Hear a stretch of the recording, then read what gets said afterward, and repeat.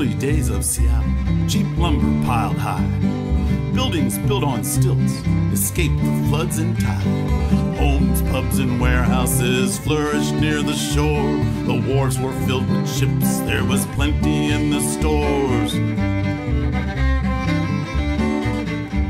In a cabinet shop on Front Street, spilled glue began to burn. Throw your coat on the flame, a worker called in turn. Before it could be done, some water first was tried. The glue exploded everywhere, the men began to cry. Fire, fire, the cry was everywhere. The bucket brigades were running around, fire everywhere. The volunteers did their best to try and stop the flames. With water pressure low, they were losing all the same. Hollowed logs for pipes brought the water very slow. The drought had dried the city and the wind began to blow. The flames spread so fast, nothing could be done. Many blocks had burned before the setting sun.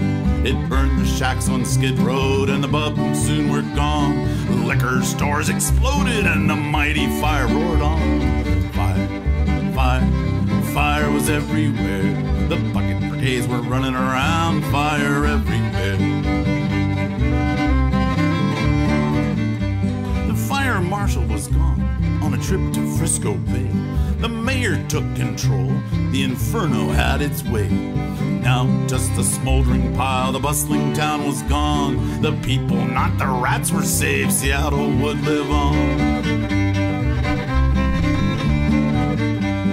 Great Seattle fire in 1889. Cedar buildings burning, one block at a time. All because some glue spilled and burst into flame. The rainy emerald town would never be the same. Fire, fire, there was fire everywhere.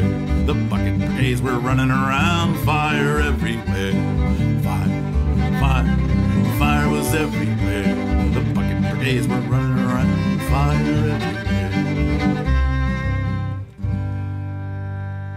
Rudyard Kipling, a famous English poet, arrived by ship that very next day. Here's what he had to say. A horrible black smudge as though a hand had come down and rubbed the place smooth. I know now what being wiped out means.